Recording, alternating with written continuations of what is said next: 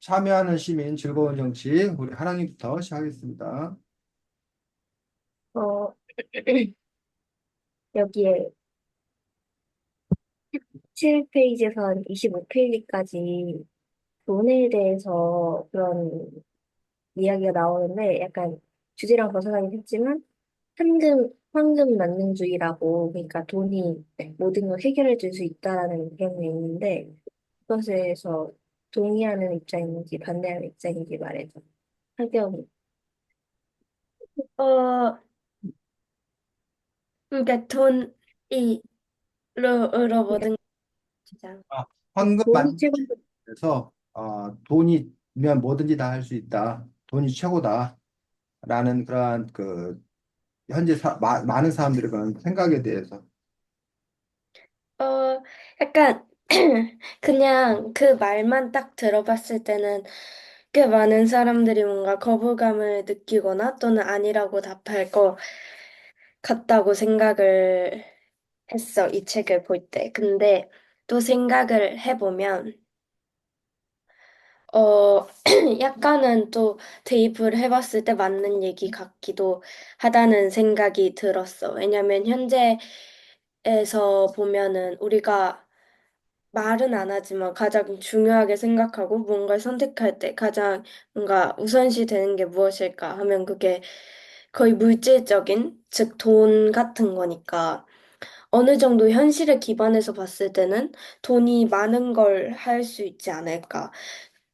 그리고 돈이 없으면 무언가를 할 수 없는 것도 많고, 이런 현실적으로 봤을 때는 그 주장이 일부 맞다고 생각을 해. 그런데 그냥 내 개인적인 생각으로는 또 그렇게 돈으로 되는 세상이 오는 게 과연 긍정적인 일일까라는 생각은 들어. 왜냐면 요즘 그냥 다른 걸 다 배제하고 내가 학생인 입장에서 입시 제도만 봐도 어 물론 옛날에도 그랬을 수 있지만 현재를 보면은 되게 돈으로 되는 게 많다고 느껴지거든. 뭔가 어떤 그 리포트 같은 걸 대회를 해도 돈으로 맡겨서 써서 내는 친구들도 많고 또 그냥 학원 사교육 이런 것만 빼도 어떤 그냥 작품 같은 것도 돈으로 이제 학원에서 같이 만들어서 제출하고 이런 경우가 너무 많으니까 그냥 학생 입장에서 봤을 때는 그 약간 돈이 모든 걸 결정하고 모든 걸 좌우할 수 있는 그런 세상이 이제 그냥 미성년자 친구들이 어떤 결과를 얻기 위해서 경쟁하는 데에도 돈이 개입을 하는구나 이런 생각을 느낀 계기가 몇 번 있었어서 그런 걸 봤을 때 그냥 그 황금 만능주의가 사실 현재로서는 약간 되게 그 현실에서 느껴지고 있다 이런 건 있지만 내 개인적인 입장으로는 그런 세상이 오지 않으면 좋겠다. 최대한 늦게 오면 좋겠다. 이런 생각이 있는 것 같아. 어, 나 같은 경우는 황금 만능주의에 거의 대부분 찬성 입장인 편인데, 왜냐면은 우리의 그 가장 최고적인 가치는 행복이잖아. 우리가 가치를 쫓는 이유도 우리는 행복감을 느끼기 위해 그런 가치를 쫓는 거잖아. 그래서 그 우선순위를 가치로, 그 행복을 두고 그 아래에서 그걸 이루기 위한 부가적인 가치들이 있는 건데, 우리는 그 가치들을 이루기 위해서는 거의 필수적으로 돈이라는 존재가 필요하다고 생각하거든. 우선 우리가 뭐, 남을 돕는다. 이러는데도 우리의 그런 자원이 들어가는데 거기에서도 우리가 돕는데도 우리는 돈이 필요하고, 뭐, 음식이라든지 그걸 나눠주는데 우리는 자금을 써야 되고, 그리고 뭐 자유를 추구한다 하더라도 우리는 뭐 땅을 사고 하잖아. 그래서 뭐 자연인이 되고 싶다 하더라도 우리는 땅을 사서 그 안에서 자연인이 돼야 되는 그런 모든 것이 돈으로 이루어져 있는. 그렇기 때문에 나는 뭐 돈이 가치라기보다는 그 가치를 이루기 위한 수단으로서의 그게 되게 크다고 생각해서 나는 황금 만능주의에 찬성하는 편이에요. 선생님은요? 네. 그 하랑이의 이야기를 들으면서 몇 가지 질문이 생각이 났는데, 어, 뭐, 첫 번째로는 행복을 느끼기 위해서 돈이 이제 수단으로 필요하다라고 얘기를 했거든. 근데 가만히 있는 게 행복한 사람들이 있어. 그냥, 가만히 있으면은 어, 그렇잖아요. 가만히 있으면. 뭐라고? 가만히 있으면 죽어요. 가만히 있으면 죽어. 그러니까, 결국은 돈이 어, 필요하고 가만히 있는 공간이 사기 위해서 돈이 필요하고 아, 그리고 위한 침대를 사기 위해서는 또 돈이 필요해요. 그 가만히 있는 거라고 하는 의미들이 예를 들면 뭐 물멍을 때린다던가 그냥 이렇게 물이 흐르는 그 모습을 보면서 그냥 가만히 있겠다라는 거야. 물론 이제 당연히 먹고 살아야 되는 어떤 그런 부분들이 있는 거지. 근데 이제 아 굳이 그러니까 뭐 해외여행 안 가도 굳이 명품 옷 안 입어도 그냥 최소한의 것들만 있으면 특별히 문제가 없다라는 거지. 그래서 그런 점에서 이제 우리가 거기서 구별해야 될 것들이 뭐냐면 돈이라고 하는 그런 부분들에서 황금 만능주의에서의 돈은 많은 돈을 의미해, 보통은. 근데 이제 지금 쌤이 이제 가만히 있어도 행복한 사람이라고 하는 어떤 그런 부분에 있어서는 돈이 최소한의 돈만 필요하다는 거야. 그러니까 돈을 없으면 안 된다. 라는 것도 아니고 돈이 돈이면 다 된다. 도 아닐 거야, 사실. 양극단은 제외하고. 다만 이제 그 돈이라는 부분들이 자기 삶에 있어서 얼마 정도의 비중을 차지하느냐라는 부분들인데, 우리가 보통 황금 만능주의를 얘기할 때는 100에 가까워지려고 노력한다는 쪽이야.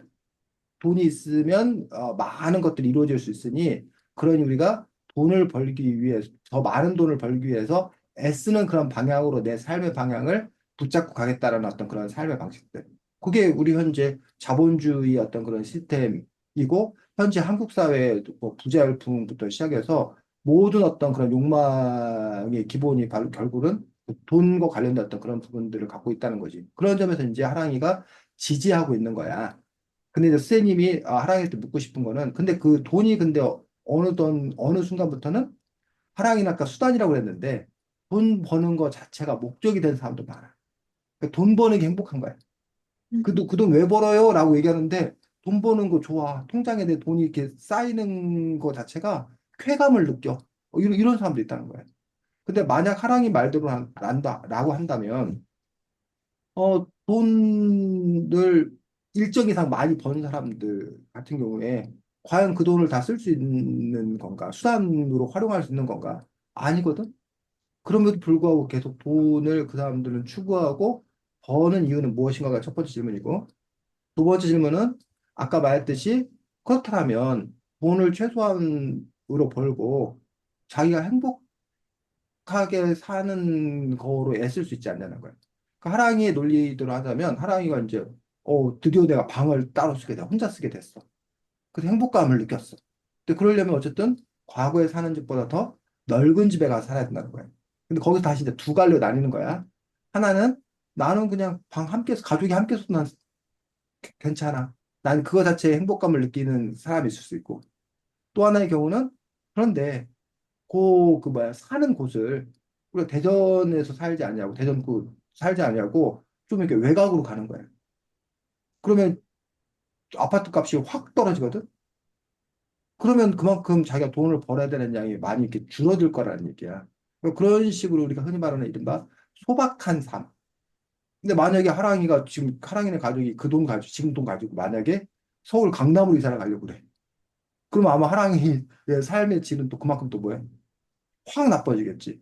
응? 방을 또 혼자서 못 쓰게 되는 어떤 그런 구조로 다시 갈 수밖에 없다는 말이에요.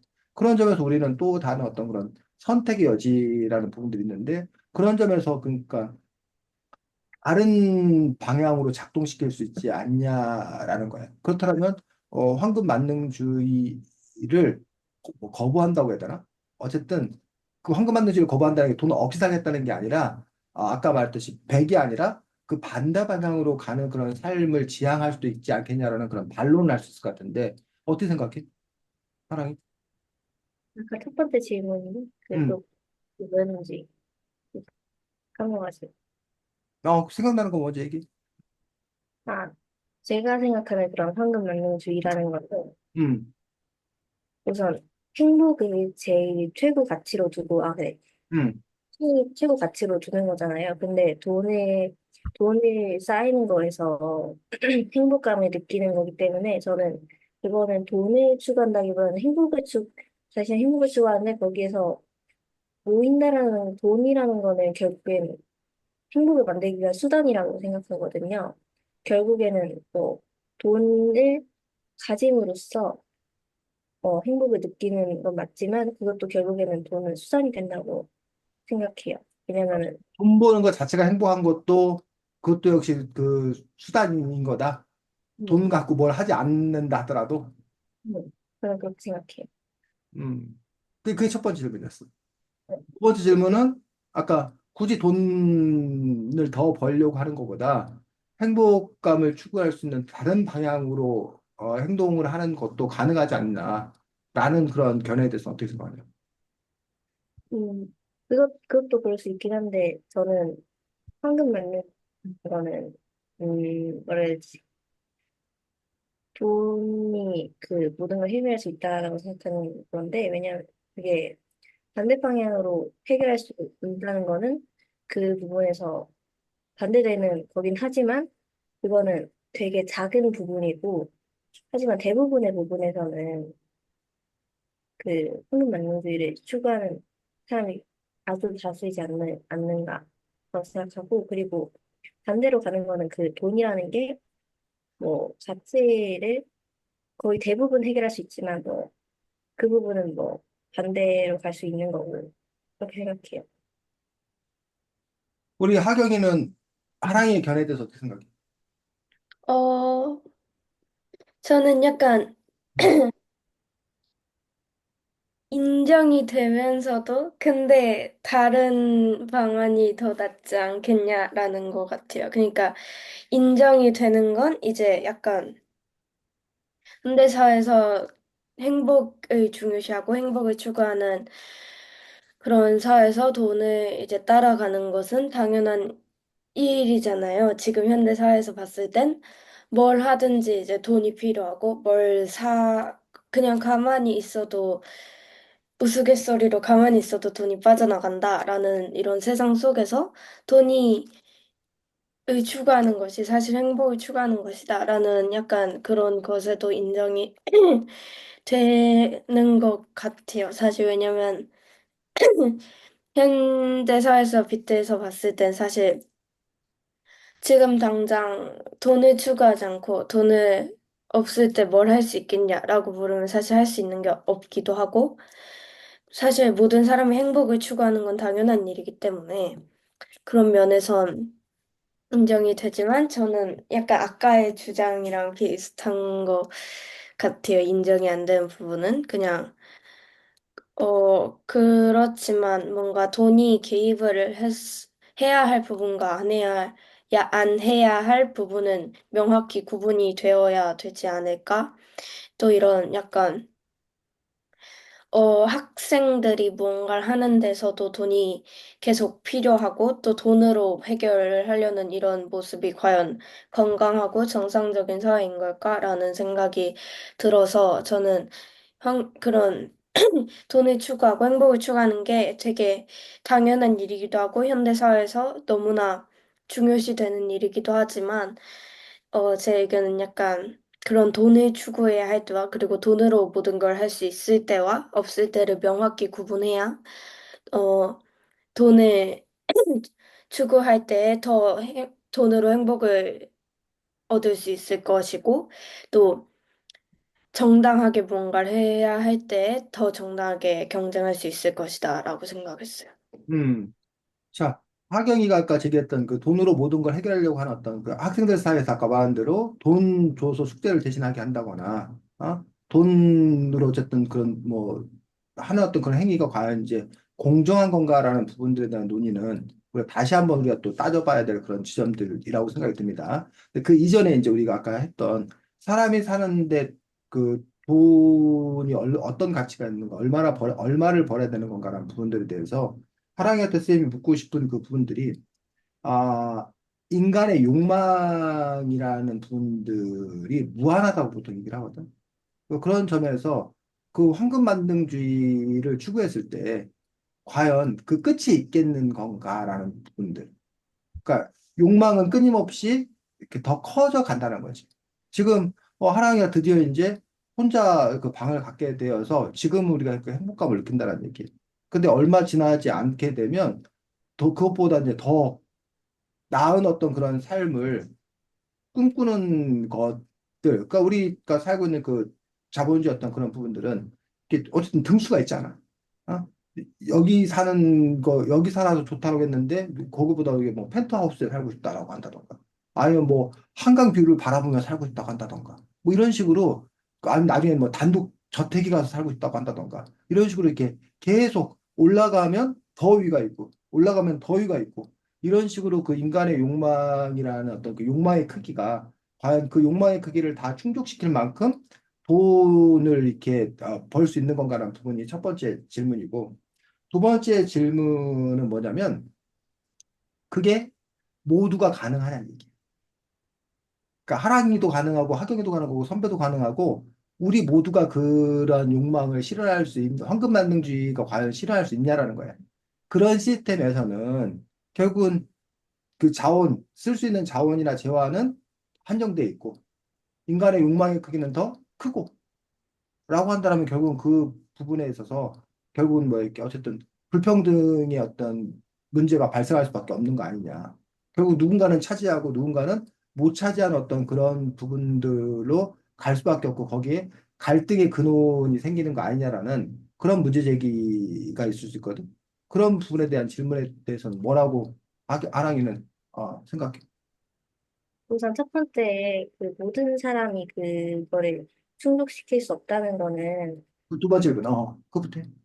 저도 동의를 하는 부분이지만 그렇기에 황금만능주의가 아닌가.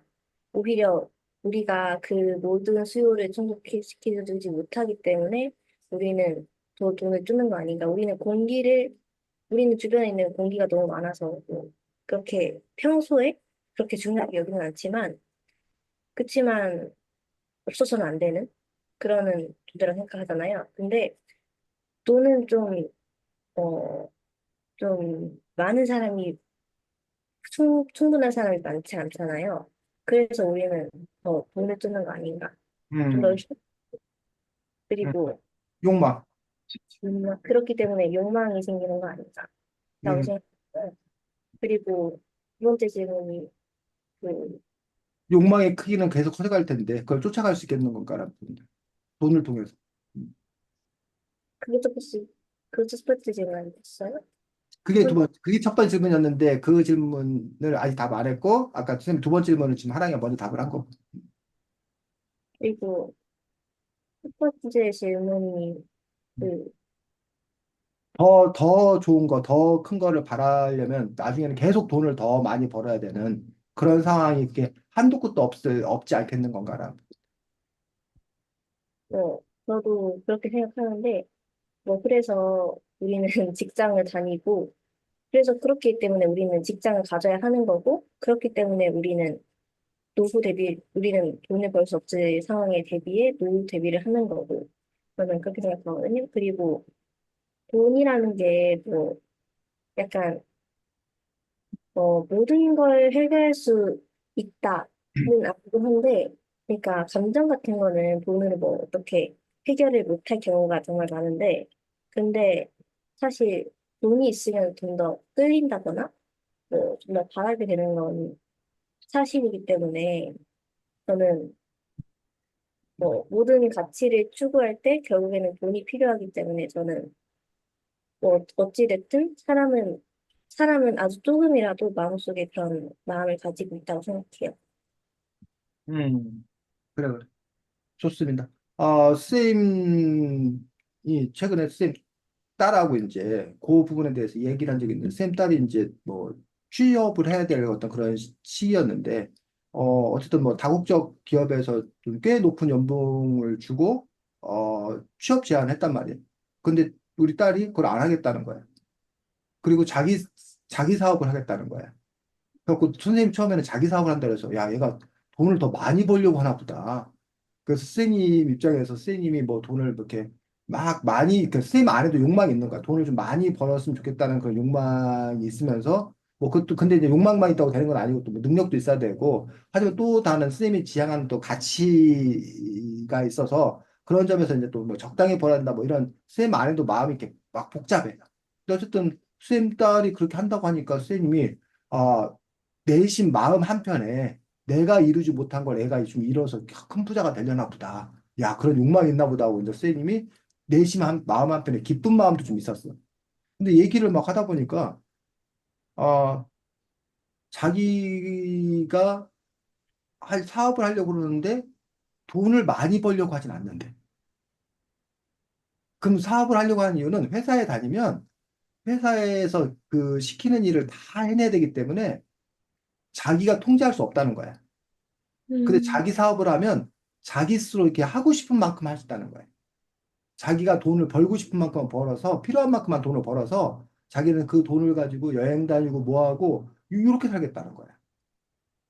그러니까 그런 점에서 우리는 보통 이렇게 사업을 한다 그러면 돈을 많이 벌겠다라고 생각을 하는 거라고 보통 상식적으로 이해를 했거든. 그러려면 더 많이 일을 하고 그래서 회사 다니면 더 많이 일해봤자 월급이 뭐 이렇게 많이 오르는 게 아니어서 그 쉽게 말하면 우리 딸은 그렇게 그 회사 사장 좋은 일 시키는 거지. 어? 그 회사라는 곳은 그런 거라고 우리 딸은 그렇게 또 이해를 하고 있었어. 그래서 그런 점에서 이제 물론 그것도 이제 우리가 여러 가지 토론할 거리들이 있는데 그 점에 있어서 선생님 입장에서는 처음에는 놀랍고 어? 그리고 선생님이 이렇게 선생님도 이제 이른바 자영업자잖아. 월급 받는 게 아니라 저 수업하는 만큼 돈을 버는 거잖아. 그런 점에서 선생님이 예전에 수업을 아주 많이 했었다는 거야.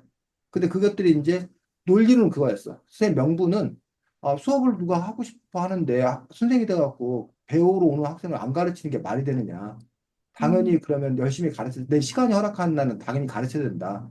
라는 거였거든. 근데 그 안에 또 이렇게 욕심도 있었겠지. 근데 많은 자영업자들이 다 그렇다는 거야.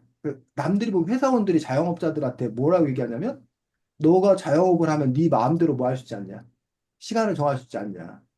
오늘 일 안 하고 싶으면 안 할 수 있지 않냐. 라고 하는데 대부분의 자영업자들이 그러지 못해. 지금 일할 수 있을 때 돈을 벌어야 된다는 생각들. 그리고 아까 하랑이가 말한 대로 나중에 늙으면 돈 못 버니까 미리 저축해야 된다는 어떤 그런 부분들. 그 다음에 지금 자영업을 하는 데 있어서 이거를 계속 이렇게 확장시켜 나가야 되는 어떤 그런 부분들. 그리고 지금 만약에 내가 손님을 거절하면 앞으로 음, 또 손님이 올 수 있다는 좀 보장이 없다는 그런 불안감. 이런 것 때문에 계속 오히려 자영업자들이 일하는 시간이 저기보다 훨씬 길어. 그 회사 다니는 사람들보다. 그런데 이러한 어떤 그런 그 구조 속에서 살아가는 그런 사람들이 또 뭐라고 그러냐면 내가 돈 벌다 인생 끝난다. 이게 사는 건가? 라는 그런 부분들에 대해서 회의감을 느끼는 거야. 그러다 보니까 이제 우리 대표적으로 이제 그 소로라는 어, 미국의 사상가가 있는데 월든이라는 책을 쓰고 그 사람이 그냥 더 돈 많이 벌고 할 수 있는데 그 사람이 모든 걸 다 버리고 그냥 숲속에 가서 오두막을 짓고 그냥 하루에 뭐 서너 시간 그 자기 먹을 것만 이렇게 농사 지어서 하고 아주 뭐한 삶을 사는 거야. 소박한 삶을 사는 거야. 그러니까 여행 안 가는 거야. 멀리 여행 안 가는 거야. 근데 자기는 그냥 동네 산책하는 걸로 즐거운 거야. 외식 안 하는 거야. 자기가 그냥 얻은 곡식 갖고 그 해 먹는 거 갖고 그걸로 충분히 만족하는 거야. 그래서 아까 자연인도 돈이 필요하다고 그랬는데 자연인으로 살려면 돈이 쉽게 말하면 100만 원이면 돼. 음, 100만 원이면 그냥 살 수 있어. 근데 도시에서 뭘 살려고 그러면 한 달에 100만 원 갖고 절대 못 살아. 뭐 한 400만 원, 500만 원 있어야 돼. 근데 만약에 자기가 삶을 좀 이렇게 골프도 치고 해외여행도 가고 뭐 이럴 거면 그리고 아이들 뭐 이렇게 사교육도 시키고 하려면 한 뭐 월급이 거의 그러니까 연봉이 거의 한 1억 정도 되어야 우리나라에서 한 중산층 이상의 삶을 살 수 있어. 그래서 그다음에 제 자기가 사랑이 집, 그 자연으로 살 때 100만 원이면 충분하다고 했었는데 음, 어, 우리나라는 그런 숲에 사는 게 법적으로 금지돼 있어서 자기 소유 땅이 아니면은 음. 저 하면은 잡혀가거든요. 이게 그래서 땅값이 포함해야 되는 거 아닌가? 라는 그 땅값이 그 뭐야, 시골 농촌 같은 경우는 빈집도 많고, 그래가지고 그 빌리는데 한 달에 저기도 안 해. 10만 원도 안 하는 데도 많아. 찾아보면. 그렇기 때문에 사실은 그 비용이라는 거 자체가, 그리고 이제 그 자연인으로 사는 사람들이 무슨 수세식 화장실을 갖추고 뭐 전기실 이런 거 아니야. 그리고 심지어는, 이렇게 얘기하면 좀 그렇지만, 우리나라는 기초생활수급자 그 제도가 있거든? 소득이 없는 사람들에게 나라에 지원해주는 제도? 그게 한 달에 한 100만 원 정도 되는 돈이, 물론 현금으로 주진 않아. 이게 의료 관련 뭐 이렇게 하게 되는데, 그걸 받고도 어떻든 최소한의 삶을 뭐 할 수 있다는 거야. 누릴 수 있다는 거야. 그래서 그런 그 부분에서 지금 그래서 쌤이 그렇게 삶을 살라고 하는 것들이 아니라 쌤이 지금 얘기하고 싶은 어떤 그런 부분들은 여러분들이 결국은 돈이라는 것들을 돈이라는 게 이렇게 뚝 떨어지면 상관이 없는데 돈이라는 거를 버는 행위를 해야 돼, 행위. 그 행위라고 하는 부분에서 결국은 여러분들이 시간과 여러분의 재능과 뭐 이런 부분들을 쓰는 거고 그러다 보니까 이제 당연히 아까 하락이 얘기했던 대로 그러다 보니까 의사가 되려고 하는 이유가 편의점에서 아르바이트 하면 한 시간에 10,000원 받는데 의사로 일을 하면 한 시간에 20만 원, 30만 원 받으니까 그러니까 내가 일을 그만큼 뭐 하겠다는 거야? 그 덜 할 수 있는 거지. 근데 의사 선생님들이 결코 일을 덜 할 수 없어. 크기가 더 커지는 것뿐이지. 그러니까 그런 부분에서 이 자기의 삶을 어떻게 이제 잘 이렇게 조정을 해갈 건가라는 그런 부분들에 대해서 선생님이 질문을 했던 거지. 그런 점에서 이제 하랑이가 그 쌤 돈이 필요 없다라고 하는 것들이 아니라 돈을 당연히 필요로 하는데 내가 아까 쌤이 욕망의 크기라고 하는 부분들에서 내가 돈을 얼만큼 벌기를 원하는가 라고 하는 그 부분들. 그래서 많이 벌면 많이 벌수록 좋다라고 했을 때는 그냥 아까 말한 대로 돈 벌다가 뭐 하는 거야? 자기 인생 다 가는 건데 근데 아까 말한 대로 돈 벌다 가는 그 인생 그 자체가 뭐 한 거야? 즐겁고 좋다라면 뭐 그거는 또 별개라고 생각이 들어. 근데 아까 말했듯이 그 돈이 수단이고 다른 행복한 삶을 위해서 내가 하는 건데 그런데 만약에 어 그렇지 못하고 있다라면 그 부분에 대해서 우리가 한번 또 생각해 볼 필요가 있는 거죠. 그래서 그 유명한 얘기 있잖아. 그 낚시꾼 얘기. 알지 않아? 낚시꾼 얘기? 그 낚시꾼이 이렇게 멍하니 낚시를 하고 있으니까 옆에 사람이 아니 이왕 낚시하는 건데 뭐라 그래? 낚싯대를 하나만 놓지 말고 아, 여러 개 놓고 왜 그러냐 했더니 그러면 고기 많이 잡아 그 팔아가지고 작은 배라도 하나 사면 될 거 아니냐 그랬더니 배 사면은 그물 던져서 그 물고기 더 많이 벌어가지고 더 돈 많이 벌면 어때? 그럼 사람들 고용해가지고 일 시키고 그럼 뭐예요? 그럼 또 한가롭게 낚시하면 되지 않냐고. 그러니까 그 사람이 뭐래? 지금 나 그러고 있지 않냐고. 라고 하는 어떤 그 부분들에 있어서 물론 이제 그 두 사람은 차이가 있는 거지. 한 사람은 그냥 지금 당장 먹고 살 만큼의 낚시만 하는 사람이고, 한 사람은 자산을 엄청나게 갖고 있으면서 낚시하는 사람이고, 근데 요 사람이 얘기했던 거는, 근데 둘 다 낚시하면서 결과적으로 사는 건 똑같지 않냐. 라는 부분에 방점을 두고 얘기하는 거고, 이쪽 사람은 그렇지만 나는 낚시 외에 다른 선택의 폭이 넓기 때문에, 자산이 있기 때문에, 그런 점에서 너와는 뭐하다? 다르다라고 얘기하는 것들. 근데 과연 그것들이 다른가? 아니면 같은 건가라는 부분은 뭘 기준으로 놓고 보냐에 따라서 달라지는 그런 부분이 있겠다는 거죠. 자, 우리가 이 얘기를 하다 보니까 길게 했는데 어쨌든 뭐 우리 또 삶에 있어서 돈이라고 하는 부분들이 또 어차피 상당히 중요한 그런 부분들이고 하경이나 하랑이 역시 그런 점에서 한번 내 삶에서 돈이라 무엇인 건가부터 시작해서 선생님 그거 못지않게 돈을 얼만큼 나는 돈이 얼만큼 필요한가라는 부분도 생각해 봐야 되고, 또 그 돈을 나는 어떻게 벌 것인 건가, 어떻게 마련할 것인 건가라는 부분들, 그런 부분들 여러분들이 함께 구체적으로 좀 고민할 필요가 있습니다. 그래서 그 톨스토이의 그 작품, 사람에게 땅은 얼마나 필요한가? 라는 어떤 그 작품에 보면은 땅을 가지라고 그러잖아. 너가 원하는 걸어서 하루 해 지기 전까지 걸어서. 그래서 그 사람이 땅을 그래서 신나게 차지하는데 끝은 뭐였다는 거야?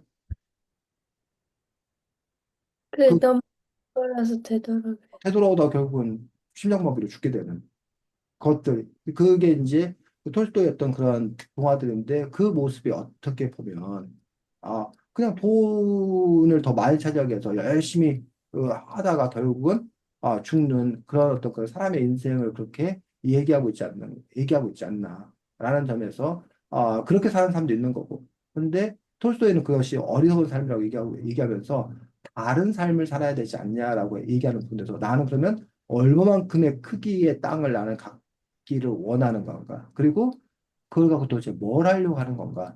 라는 부분들을 함께 생각해 봐야 된다고 봅니다. 자, 이 책에서는 이 지금 하랑이가 지금 얘기하는 이 돈 얘기가 왜 나온 거야? 여기에 약간 돈으로 모든 걸 해결하는 거에 이게 좀 나쁘다라고 얘기를 좀 부정적인 시각을 보는 아, 있다? 그래? 근데 그 부분보다는 지금 17쪽에 보면 나는 잘 살고 싶다라는 저 부분에서 우리 현재 그 사회에서 시민이 갖고 있는 속성 중에 하나의 속성이 뭐라는 거야? 돈을 벌고 싶다. 경제적 의미의 시민이라. 이 책의 저자는 시민을 두 가지로 나눠 설명하고 있어. 하나는 경제적 의미의 시민과 또 하나는 정치적 의미의 시민 해가지고 그 시민의 어떤 그런 개념들을 경제적 시민과 정치적 시민으로 이렇게 나눠서 표현하고 있는데 경제적 의미의 시민하면서 이제 그 중요한 용어가 하나 나옵니다. 그 중요한 용어가 바로 21쪽에 부르주아? 부르주아라. 부르주아라는 말 혹시 들어봤어? 부르주아. 부르주아에 대해서 하경이 어떻게 이해하고 있어? 부르주아가 뭐야? 그 약간 중산층 여기 나오는 걸로는 성 응, 안에 사는 사람들이라고 나오는데 원래 약간 알고 있었던 거는 역사 같은 데 나오는 뭔가 중산층 또 현재에서도 약간 중산층이나 어떤 뉴스에서 응, 어떤 단어를 쓰는 걸 들어본 기억. 응. 하랑이는 부르주아에 대해서 어떻게 알고 있었어? 역사책에서 응. 그 혁명 때 혁명파트에서 부르주아에 대해서 설명해 줬었어요. 음. 뭐 예를 들면 이런 거였어. 선생님 저기 어렸을 때 대학생 때는 소주나 막걸리 먹는데 누가 맥주 마시면 저거 부르주아라고 그랬어. 저거 부르주아라서 저거 맥주 마신다고. 즉 값싼 술보다 좀 뭐한 술? 비싼 비싼. 술 마시는 사람들. 그래서 지금 쉽게 말하면 그때 부르주아는 잘 사는 사람들이라는 경제적으로 좀 윤택하고 잘 사는 사람들의 의미가 있어. 그 다음에 공산주의자들이 뭐라 하냐면 부르주아를 때려잡자라고.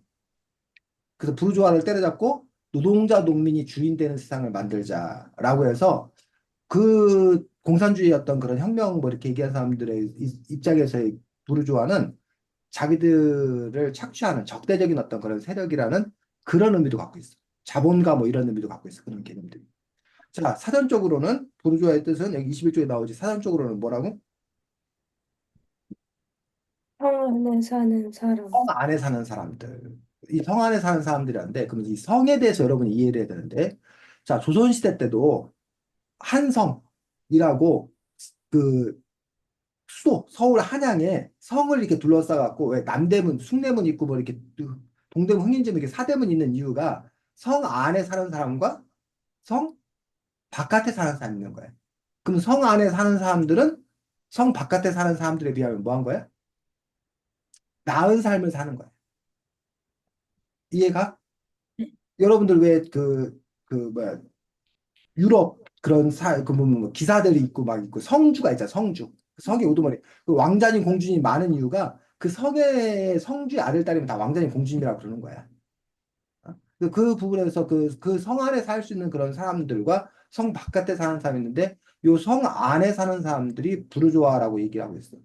근데 처음에 부르주아는 지금처럼 이렇게 아주 잘 사는 사람들 이런 사람들이 아니야.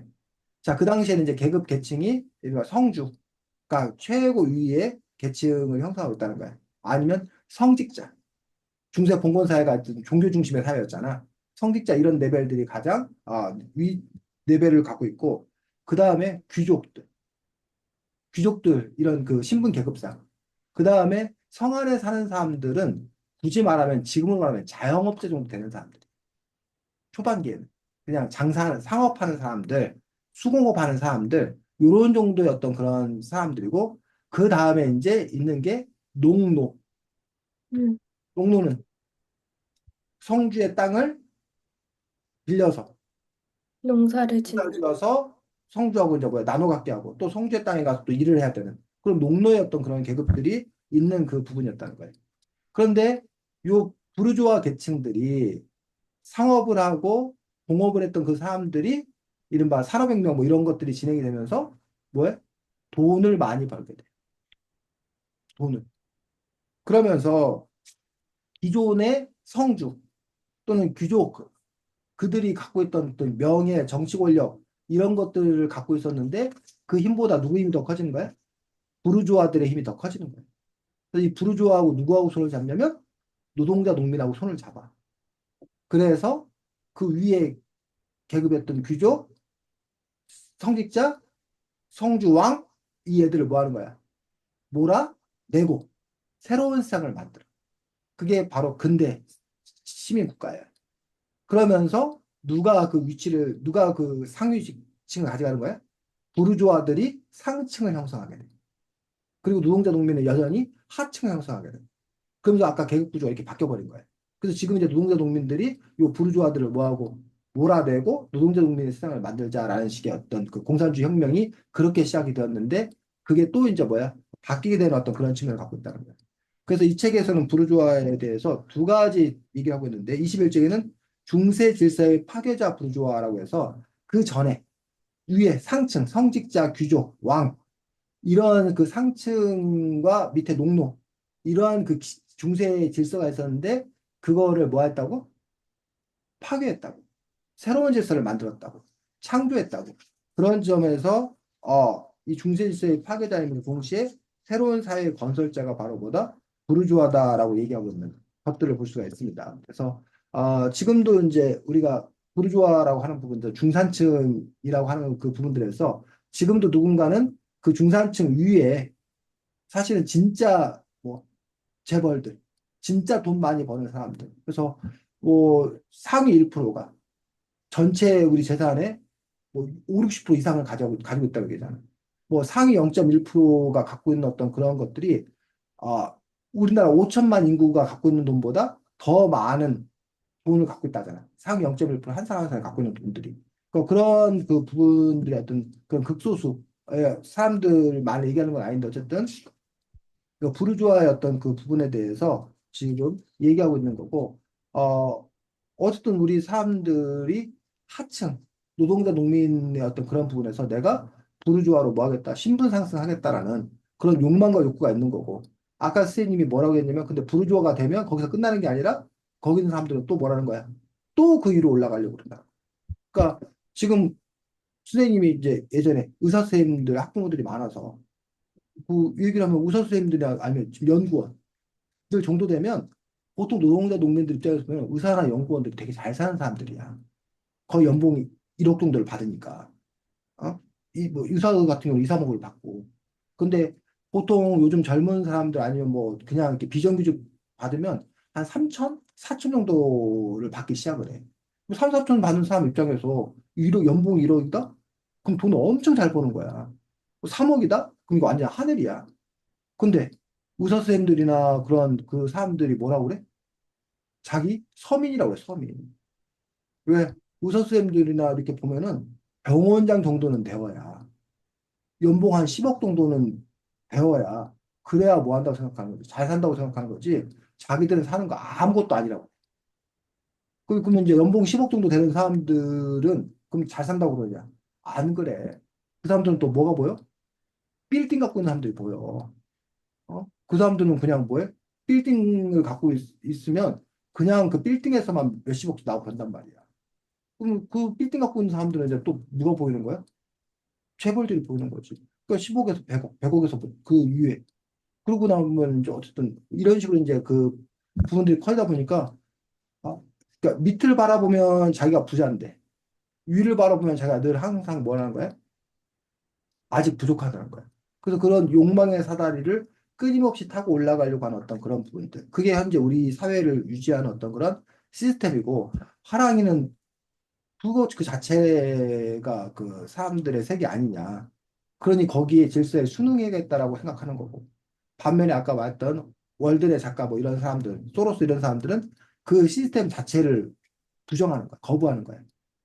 그 시스템 자체를 에서 벗어나서 새로운 삶을 꿈꾸는 그런 삶에 대해서 얘기를 하고 있는 거지. 그래서 그러한 지점에 대해서 여러분들이 또 어떻게 볼 거냐라는 것들은 뭐 여러분들이 각자가 또 이제 자기 나름대로 선택할 그런 일이라고 생각됩니다. 그래서 이 책에서는 아까 하랑이가 제기한 그 문제가 나오는 것들이 바로 우리가 시민으로 살아간다는 어떤 그 부분에 있어서 하나 이런 경제적인 부분들이 상당히 큰 부분을 차지하고 있고 그 다음에 이제 또 하나가 정치적 의미의 시민이라고 하는 그 부분들에 대해서 그 다음에 이제 설명되고 있는 것을 볼 수가 있습니다. 그래서 그다음에 아, 하나만 조금 더 설명을 하자면 오히려 사람들은 정치적 권리는 지금 많이 찾았어 사람들이 선거할 수 있게 되었고 뭐 우리 그뭐 구속 함부로 되지 아니하고 뭐 이런 부분들이 과거에는 이런 농노나 이런 사람들이 재판도 제대로 못 받고 재판을 받는다 하더라도 영주가 막 자기 마음대로 재판하고 그랬다는 얘기예요. 근데 그 부분에 대해서 지금은 어쨌든 간에 아직도 물론 뭐 무전 유죄 얘기를 하긴 하지만 그래도 기본적으로 형식적 절차를 밟아서 제가 재판받을 수 있는 권리가 획득되었기 때문에 정치적 의미로서의 시민권은 상당히 많이 좋아진 게 사실이에요. 근데 요즘 들어서 이제 얘기되고 있는 부분들이 바로 경제적 의미에서의 시민권이라고 하는 부분들. 그러니까 우리가 이 공동체여서 아직은 여러분들 그렇게 생각할 거야. 자기 먹고 살 거 누가 벌어야 돼? 네. 자기가 벌어야된다는 생각이 우리 강하단 말이야. 근데 뭐라고 주장하냐면 이 공동체의 이론이면 공동체가 우리 각자의 어떤 그런 그 뭐야 경제적 권리도 보장해줘야 된다. 라고 주장하는 사람들이 있다라는 거지. 함께 사는 거다. 라는 어떤 그런 의미에서 그것도 권리다. 라고 주장하는 사람들이 있고, 하지만 우리들의 어떤 그런 아직의 그 많은 의식들은, 각자 도생. 자기 먹을 건 자기가 먹고 사는 거지. 네가 그지냐? 라고 하고, 최소한, 뭐, 아주, 아예 장애가 있거나, 능력이 없거나, 이런 사람들은 어쩔 수 없이 우리가 뭐 해주지만, 도와주지만, 응? 사지 멀쩡한데, 무슨 경제적 권리가 있냐? 지가 먹고 살아야지. 라는 그런 의식이 기본적으로 우리는 상당히 강한 사회 속에서 살고 있는 것들을 볼 수가 있습니다. 사랑해. 어, 지금 어, 그래서 다 했어요. 하경이. 첫 번째 질문은 그, 어, 어디지? 189쪽 정도에 나오는 이야기인데, 그 민주주의의 뭔가 투표나 이런, 그냥 투표라고 한 뭔가 그 예시를 들자면, 투표율도 그렇고, 사실 우리가 이제 정치적 권리는 많이 가졌다고 하지만, 요즘 은 또 이제 투표를 하지 않는 사람 또는 정치에 참여하지 않는 사람이 늘어나는 추세를 보이기도 하는데 이런 것의 첫 번째는 이런 정치에 참여하지 않거나 정치에 뭔가 관심을 가지지 않는 사람들에 대한 입장이고 두 번째 질문은 만약에 이런 투표율을 하락세를 회복하려면 어떤 정책이 필요할까? 두 질문. 사랑이요.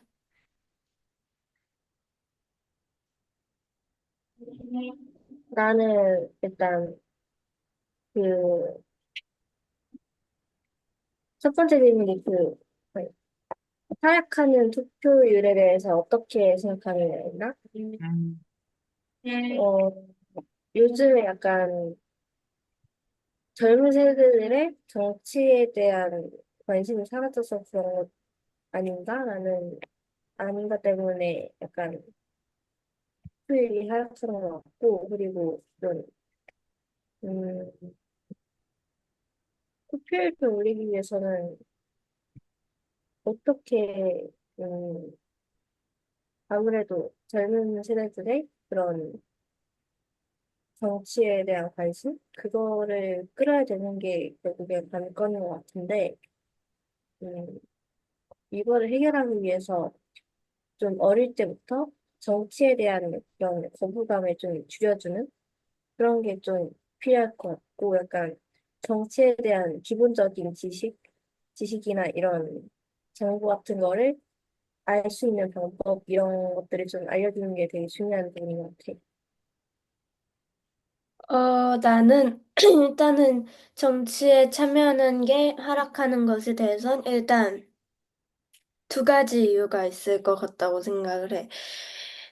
첫 번째는 약간, 일단 투표 날 같은 경우는 투표 날이 휴일이고, 사실 사람들이 휴일이 많지 않으니까 그 시간에 어디를 가야겠다, 이런 것도 있을 것 같고, 하지만 가장, 어, 약간 중요한 이유는 사람들이 점점 정치에 피곤해지고 있다고 생각을 해. 왜냐면, 물론 처음이나 뭔가 어떤 그냥 초반에는 어떤 일에 대해서 관심도 많이 가지고 또 많은 일이 일어나지 않으니까 관심도 가지고 또 참여를 하려고도 하지만 점점 너무나 많은 사건들이 발생하고 또 어떻게 보면 정치에서 뭔가 갈등이 계속해서 생기고 또 대립하는 그런 걸 보는 게 현대 사회에서 이미 자신의 삶에서도 갈등을 매일 보고 또 뭔가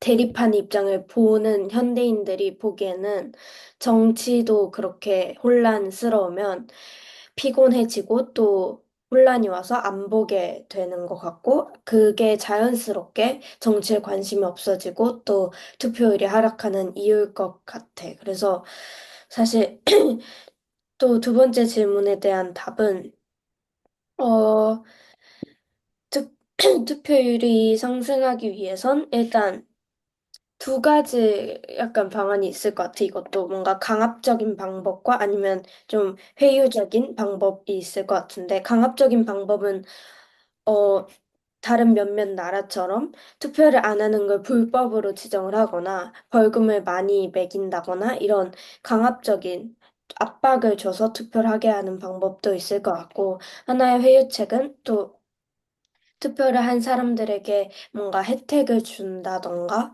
또는 어떤 베네핏을 받을 수 있게 해준다. 이런 방안이 있을 것 같아. 선생님은요? 네, 그래서 하경이가 말한 그 방법으로서 투표 용지에다가 복권 형식으로 해가지고 그래서 그 투표에 참가한 사람들 대상으로 해가지고 로또 이렇게 하듯이 몇십억을 이렇게 주자. 그러면 투표율이 확 올라가고 로또 산 사람 많은 것처럼 그 투표하면 어쨌든 이게 복권 당첨하자 뭐 그런 아이디어를 내는 경우도 있고 또는 반대로 아까 이제 벌칙을 주자하는 부분에서 투표하지 않은 사람들은 공무원 임용시험이라는 이런 걸 제한을 하자. 투표 그 점수화 해가지고 투표 안 했으면 그런 그 혜택을 못 받게 하자라는 어떤 그런 아이디어를 내는 그런 경우도 있습니다. 근데 그거에 대해서 이제 그 투표를 하지 않는 것도 시민의 권리다라는 식으로 또 얘기하는 사람들도 있는 것도 사실입니다. 내가 뽑을 사람이 없다는데 그걸 왜 나한테 그걸 강요를 하느냐라는 어떤 그런 부분을 갖고 얘기하는 사람도 있고 투표율이 하락하는 이유에 대해서 이제 여러 가지 얘기를 하고 있는데 아까 하경이가 얘기하는 것과 비슷한 맥락에서 사람들이 너무 바빠서 그러니까 정치에 관심을 갖기에 인생 사는 게 너무 피곤하다는 거야.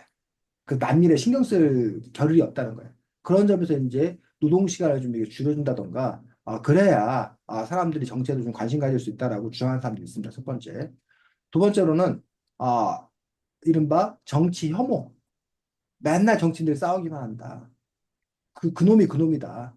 그러니 난 그거에 관심 갖기 싫다라는 어떤 그런 분에서 정치 혐오. 그래서 뭐 까마귀 도는데 백노약 하지 말라 뭐 이런 식으로 해서 그 정치인들을 맨날 그 싸우는 사람인 것처럼 이렇게 혐오로 이렇게 밀어붙임으로써 사람들이 난 백노, 난 고고한 나는 거기에 가려고 하지 않는다. 라는 식의 어떤 그런 부분들을 갖고 있는 거예요. 세 번째로는 정치에 대한 효능감을 맛보지 못해서. 즉, 내가 한 표 뽑는다고 뭐 바뀌겠어? 세상이 바뀌겠어? 라는 어떤 그런 식의 어떤 그런 패배감, 좌절감. 내가 투표하면 세상이 바뀐다. 내가 어떻다는 대로 된다. 라는 거에 대해서 같이 못하는 어떤 그런 부분들이 있다고 생각이 들고, 그 다음에 이제 아까 하랑이가 얘기했던 그런 부분들 중에 청소년 시기나 어려서부터 그 정치를 일상으로 받아들이는 어떤 그런 시스템, 그런 훈련이 돼야 되는데, 초등학교, 중학생들한테는 어리다고, 너희들은 그런 거 신경 쓰는 거 아니라고 얘기를 뭐 한다던가, 그런 점에서 어떤 정치 교육이나 이런 것들을 제대로 잘 받지 못한 어떤 그런 요소들, 뭐 이런 복합적으로 여러 가지 요소들을 이야기하고 있습니다. 그래서 뭐 그런 점에서 이제 투표율을 어떻게 높일 건가라고 하는 어떤 그런 부분, 선생님 개인적으로는 뭐 가장 중요한 것들이 첫 번째인 부분들, 그러니까 어떤 사람들에게 마음의 여유를 좀 이렇게 가질 수 있도록 어쨌든 사람들의 삶에 좀 더 이렇게 단출해져야 된다라는 생각들이 있는 거고, 두 번째로 선생님이 관심 갖는 것들은 바로 어려서부터 이렇게 자치 스스로 뭔가를 결정하고, 그 다음에 정치라고 하는 어떤 그런 부분들이 결과적으로 갈등할 수밖에 없고, 그 갈등하는 과정에서 그것들을 해결해 가는 과정들. 그러니까 지금도 마찬가지잖아. 아까 돈을 황금 만능주의를 둘러싸고 하랑이하고 수렴하고 화경이하고 서로 생각이 달라서 여러 가지 얘기를 막 했잖아. 근데 어떤 사람이 보면은 그거 뭐 하나만 한 얘기를 뭐 하고 앉았어. 야 그만해. 뭐 이렇게 해서 토론하는 것 자체를 짜증내는 사람도 있어. 그래서 그냥 네 맘대로 결정해. 난 이래도 상관없고 저래도 상관없어. 라고 하는 점에서 이런 토론이나 이런 문화들을 익숙하게, 그리고 그 자체를 하나의 어떤 그런 과정으로 받아들이는 그런 문화가 필요하지 않을까 싶습니다. 하경이. 여기까지. 네, 수고했습니다. 그래서 지금 하경이가 지금 얘기하고 있는 것들이 바로 그 제5장 참여와 민주주의에서 민주주의와 투표라고 그 얘기하고 있습니다. 그래서 이 저자 입장은 뭐야? 저자의 입장은 아마 그 정치에 더 참여할 수 있어야 돼.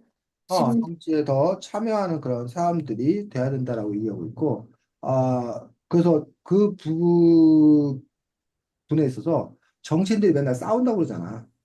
그래서 그 꼴 보기 싫다고 그러잖아. 근데 정치인들이 왜 싸우는지 알아? 의견이 달라서. 하나님 뭐라고? 의견이 달라서. 그러니까 의견이 달라서 싸우지, 그렇지. 그래서 뭐 서로 뭐 그래서 어, 정치인들이 싸울 수 있는 거는, 정치인들은 원래 하는 일이 뭐 하는 일이야? 음, 싸우는 일이야. 왜냐하면 정치인들은 대리잖아, 대리. 즉 하랑이가 뽑은 사람이 가서 정치를 하는 거잖아. 그러면 하랑이의 뜻을 받들어서 그 사람은 정치를 하는 거란 말이야. 또 어떤 사람은 하경의 뜻을 받들어서 정치를 하는 거잖아. 그럼 그 국회의원들이 자기가 다음번에 뽑히려면 자기를 뽑아준 사람들의 이 의견. 의견, 생각을 자기가 반영을 해야, 그래야 그 다음번에 자기를 뽑아줄 거 아니야. 만약에 그 정치인이 자기를 뽑아준 사람들이 이게 바른 행동을 하면 다음에 안 뽑아줄 거 아니야. 그러면 뭐 예를 들면 뭐 대전에 뭐를 뭐 이렇게 만들어야 돼. 그 옛날에 그 뭐야, 항공우주청 이거를 대전 사람들 당연히 대전에 세우자고 그랬어. 근데 저기 사천인가 경남 사천인가 거기 가게 되거든. 경남 사천 사람들은 당연히 어디에 세우자고 그래? 경남 사천에 가자고 그래. 그럼 경남 사천에 있는 그 경남 지역의 국회의원하고 대전 지역에 있는 국회의원하고 서로 얘기가 잘 될까? 아니요. 당연히 안 되지. 우주항공청을 어디로 갖다 가져와야 되는 것이 더 좋은 건가에 대해서 치열하게 토론하고 싸울 수밖에 없다는 거야. 어? 현재 우리나라의 어떤 그런 분에서 북한하고 사이좋게 지내자라는 입장을 갖고 있는 사람들이 있어. 반면에 북한 저것들 아주 콧구멍 내주자라는 사람들이 있다는 얘기예요. 그 사람들이, 북한하고 사이좋게 지내는 사람들이 뽑은 국회의원과 북한은 콧구멍 내주자는 사람들이 뽑은 국회의원들과 그 두 사람들이 서로, 그 정치인들이 서로 싸울 수밖에 없는 이유는 정치인들끼리 싸우는 게 아니야, 사실은. 음, 북한은 콧구멍 내자고 생각하는 거를 우선하는 국민과 북한과 사이좋게 지내자는 국민들이 서로 뭐 하는 거야? 그리고 싸우는데 우리들을 뭐 해서 대리 표에서. 사람들이 싸우고 있는 거라는 얘기예요. 그런 점에서 그들은 대리전을 치르고 싸울 수밖에 없는 어떤 그런 사람들이라는 거지. 그럼 그 사람들이 안 싸우게 하는 방법은, 우리가 서로 의견이 뭐가 되는데 합일이 되면 그 사람들이 싸울 리가 없는 거야, 사실은. 근데 어쨌든 정치인들이 그렇게 대리에서 그 싸우는 것들, 그리고 그 과정 안에서 이제 어쨌든 의견이 결정되어 가는 어떤 그런 부분들이 있기 때문에 정치인들이 싸우는 것들에 대해서 우리가 이제 그거를 뭐해? 어, 그것 때문에 문제다라고 얘기하는 것은 그 사람들 보고 일하지 말라는 것과 마찬가지인 거지. 다만 이제 그 싸움의 방식들이 어떠해야 되는 건가라는 부분에서 이제 과거에는 막, 응? 막 문 막 때려 맞고 막 가서 막 힘으로 밀어붙이고 막 그랬더라면 지금은 어쨌든 그 부분에서 좀 더 세련되게 말로 싸우잖아 이제 우리나라도. 옛날에는 그래서 동물국회였어 동물국회. 근데 지금은 이제 말로 싸우는 어떤 그런 부분들에서 그러다 보니까 오히려 어떠한 일이 상당히 느리게 진행이 돼. 의견이 서로 다르고 막 합의를 하다 보면. 그럼 그걸 갖고 또 막 싫어하는 사람들이 있어. 그래서 옛날 독재 때가 좋았다는 거야. 그냥 딱 결정해서 이렇게 해버리면. 근데 문제는 딱 해서 해버리게 되면 그거 자체는 좋아 보이지만 그 안에서 희생되는 사람들이 많다는 얘기. 근데 지금은 여러 사람들의 의견을 다 들어서 하자는 거. 그게 바로 민주주의인 거잖아. 그러니까 민주주의는 사실은 비용이 많이 들어. 시간적인 비용이라던가, 아니면 실제 그 사람 하나하나를 청취하는 어떤 그런 과정들 자체가 지난한 어떤 그런 과정인데, 우리가 민주주의를 하면서 동시에 뭐 그 일을 빨리 결정하자. 라고 하는 건 앞뒤가 안 맞는 거라는 거예요.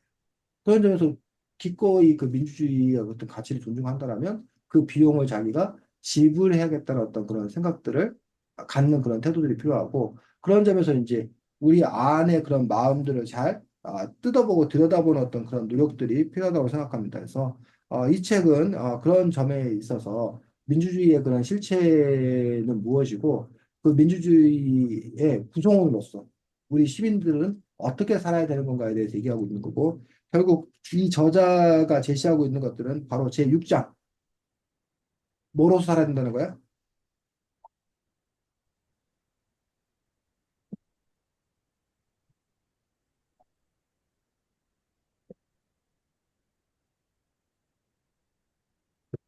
이 참여, 저자가 참여하고 있어요. 제시하는 용어가 뭐야? 시민으로서 뭐가 된다는 거야? 키비처. 키비처. 쌤도 이 책 보고 처음 알았어. 키비처라는 단어가 널리 쓰이는 단어가 별로 아니야. 어쨌든 이 저자는 지금 키비처가 된다는데 키비처가 뭐라는 거야? 싸우고 참여하는, 응? 그런 싸우고 참여하는 그런 식. 적극적으로 참여하는 사람이 돼야 된다라고 얘기를 하고 있고, 지금 현재 이제 우리나라도 아, 대의 민주주의예요. 대의 민주주의라는 거는 국회의원들한테 맡긴다는 거야. 정치인들한테 정치를 맡긴다는 거야. 근데 지금 현재 우리나라의 정치가 대의 민주주의에서 다시 직접 민주주의로 많이 지금 뭐 하고 있어? 다시 내려오고 있어. 그래서 국회의원들한테 정치인한테 정치를 맡겨놓지 않다는 거야. 시민들이 직접 자기들이 참여하겠다는 거야. 그래서 요즘도 무슨 뭐 촛불 집회 계속 열리고 뭐 하고 그런 것들이 시민들이 자기 목소리를 내겠다는 거야. 그리고 옛날에는 국회의원 후보 같은 걸 누가 정했냐면 정당의 당수가 정했어. 야, 너, 하경이 너 여기 뭐 유성구 국회의원 나가. 뭐 이런 식으로. 근데 지금은 유성구 국회의원 후보를 뽑는 것 자체를 이제 뭐해? 그 정당의 당원들이 자기들이 나와서 투표해서 그 사람들 뽑겠다는 거예요. 그런 식으로 그 사람들의 참여가 상당히 많이 늘어나는 그런 부분들을 볼 수가 있다는 거예요. 근데 그게 가능해진 이유가 뭐냐? 사람들이 여유가 생긴 거야. 시간적 여유가. 그래서 정치에 관여하는 그런 사람들이 더 많이 늘어나고 그런 사람들이 많이 늘어나는 사회가 뭐한 사회다? 좋은 사회라고 이 사람은 주장하고 있는 거예요. 학교도 옛날에는 교장 선생님이 마음대로 다 결정을 했어요. 근데 지금은 학교 운영위원회라는 게 있어가지고 학부모 대표, 뭐 학생 대표, 뭐 이런 사람들이 모여갖고 모여서 회의를 하잖아. 근데 어떻게 보면은 그런 회의라는 걸 해야 되는 거 자체가 다 비용이야, 비용. 근데 그렇게 함으로써 옛날에 학교장이 독단적으로 운영하는 거에서 바뀌어서 참여하는 형태로 바뀌게 됐다는 거야. 그런데 어떤 사람들은 그러한 절차나 이런 거 생긴 것에 대해서 짜증을 느껴. 빨리빨리 결정 안 되고, 자기 뜻대로 안 되고. 이런 점에 대해서. 그래서 그 부분에서 어쨌든 이 저자는 이제 키비처라는 어떤 그런 개념들을 내세우고 있고 키비처가 되기 위해서 어떻게 되는 건가에 대해서 책 229쪽 잠깐 보겠습니다.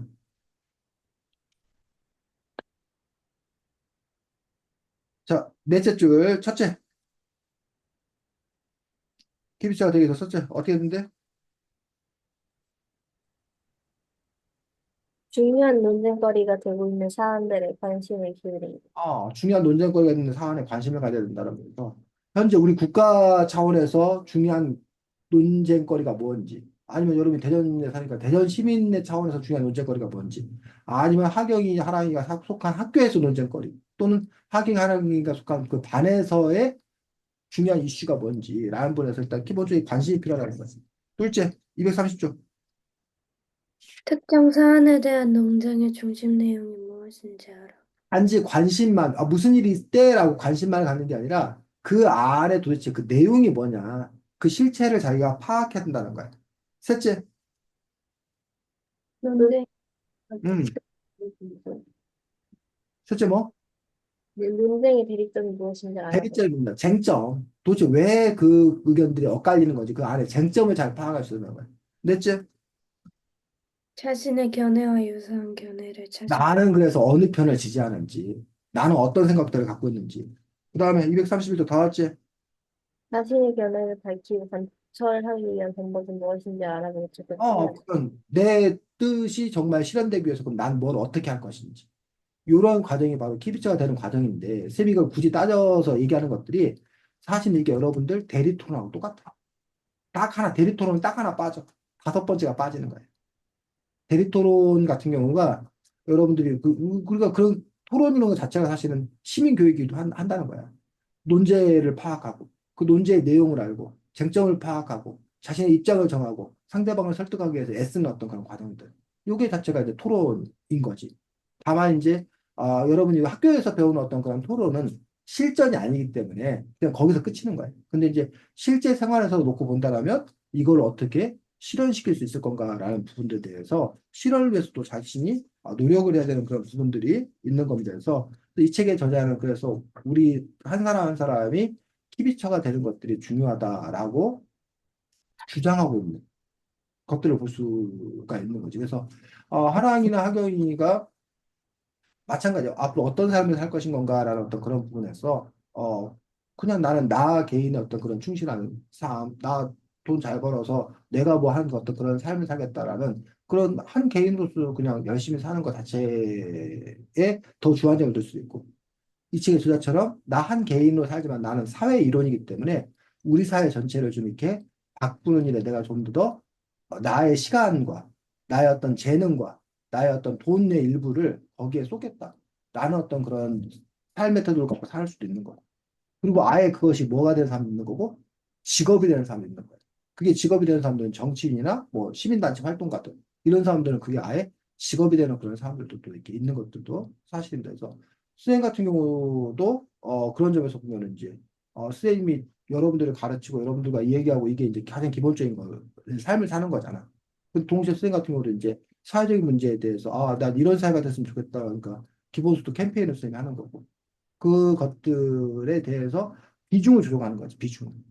내가 지금 너희들하고 수업하고 이런 삶을 내 삶 전체에서 이걸 뭐 80% 가져갈 건지 90% 가져갈 건지 아니면 이제 기본소득 캠페인 벌이는 거를 몇 퍼센트로 가져갈 건지. 근데 이게 또 이제 시기마다 다르고 상황마다 다른 어떤 그런 걸 볼 수 있는데 그런 점에서 이제 하랑이 학용 역시 마찬가지. 하랑이 학용이 어떤 건 전체적인 삶에서 배분을 어떻게 잘 할 것인지. 그리고 그러려면 하랑이나 하경이는 나는 뭐를 중요시 여기는 사람인 건가? 라는 분에서 자꾸 하랑이 하경이가 내면을 자꾸 들여다봐야지. 그리고 이제 플러스 이제 옆에서 이제 부추긴 사람들이 있겠지. 너희들 막 끌어당기려는 사람들에 따라서 여러분의 삶이 어쨌든 조종이 된다고 생각되는데 어떤 중심은 늘 하랑이나 하경이 자신의 어떤 그런 생각이어야 되지 않나 싶습니다. 자, 다음 주에는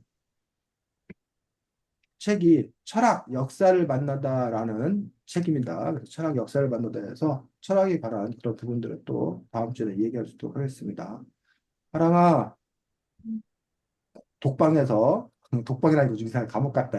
야. 어쨌든 그동안 못했던 혼자의 어떤 그런 방에서 생활을 충분히 즐겁게 느끼길 바라. 자, 수고 많았습니다. 다음 주에 보겠습니다. 안녕. 보세요. 그래.